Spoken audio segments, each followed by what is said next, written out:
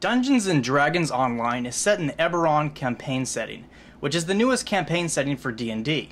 In addition to all the standard European medieval fantasy tropes that are common to Dungeons & Dragons, Eberron also offers some steampunk elements, so I think it was wise for Turbine to choose Eberron as the location for the online game. This is because other than Ravenloft, Eberron has the most mass commercial appeal right now.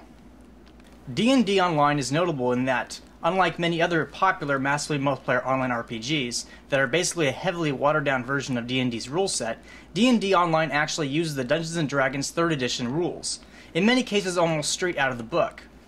What surprises me the most about this design is how the skill system has been integrated with the encounter design. For example, your spot skill allows you to automatically see the outlines of hidden enemies if you have enough levels in it to counter an enemy's sneak level, and you can also use Investigate to reveal hidden traps and doors. There are also dialogue trees for certain NPCs that allow you to use different skills, such as Diplomacy and Intimidate, in order to get them to join you or give you information. Now, unlike the tabletop version of the game, D&D Online uses a real-time battle system, transforming the game into an action RPG.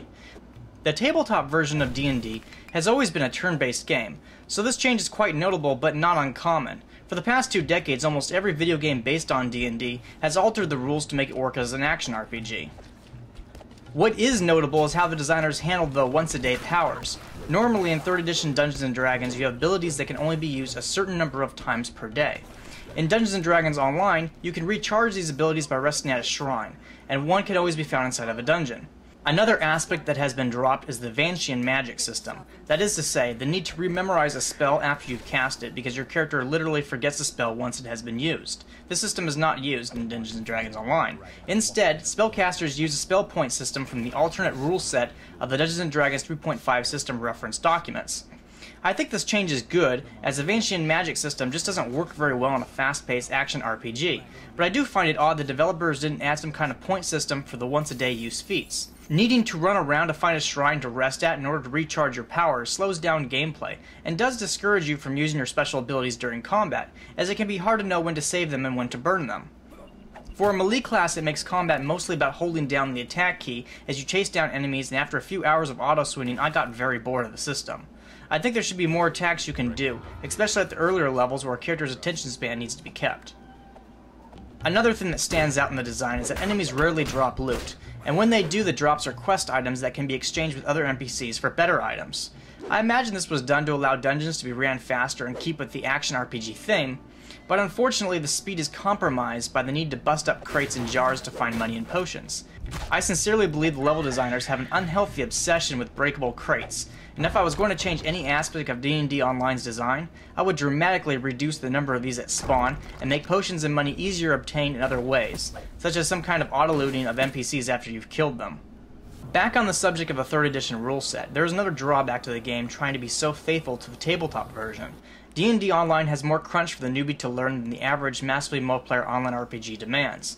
This is problematic because it is very easy to totally screw up your character and make one who sucks hard in combat. I will point out that the developers have tried to account for this problem by letting you choose from predetermined character builds, so you don't have to decide how to spend your skill points and which feats to buy. But still, if you've never played Dungeons & Dragons 3rd edition before, you're probably going to feel overwhelmed by all the choices. I will admit this is a problem with the design of 3rd edition D&D and not Turbine's developers. Turbine has actually done a pretty excellent job of designing character kits for you to choose from that lessen the learning curve, but the learning curve is going to be there because many MMO players just aren't used to making tabletop RPG characters. Another difficult design area is in the character level pacing. In the core rules, D&D characters tend to cap out at level 20, so in Dungeons & Dragons Online the highest level you can obtain is 20. This means leveling is much slower than in other games, and the majority of your character's improvements are going to come from clearing dungeons to earn better items and action points to spend on minor character upgrades. I think this was a novel way to handle the issue of how to reward grinding, but I don't think this is going to be enough reward for the majority of gamers out there who really want to see a golden aura flow around their character every couple hours of play so they know they're getting stronger. Also, the overwhelming majority of items to be gained from quests are worthless to your character because they are randomly generated, meaning you need to spend time on the auction house to best upgrade your character. This is unfortunate because I know for a fact that the game can be scripted to ensure only loot your character can actually use will appear in lists. It's a simple matter of having the game search through your feat list and spawn items based on your weapon and armor proficiencies. They could also take it one step further and have the game check what equipment your character is wearing and only generate items of comparable or slightly better utility. I'm very confused about why the developers have not done something this obvious. It would make the pacing of the game much smoother and reduce the auction house downtime. I imagine there are some player economy issues involved in doing this, but I think making the game better paced trumps any benefit from encouraging players to engage in a virtual stock market. Virtual economies are not that fun for the average gamer, and what is fun is running dungeons. That's why auction house systems were invented to begin with. Now, on the subject of PvP, there are a few events you can engage in, but there are no PvP rewards, so players have no incentive to engage in those events. I find this to be a hugely problematic area, because it reduces the audience the game can have. Let it be known, PvP in massively multiplayer online RPGs is like football. Almost everyone likes football, either to play it themselves or to watch others who play it. If you don't have outstanding PvP content in your game, then you aren't trying as hard as you can to make your game successful. Turbine really needs to work on this.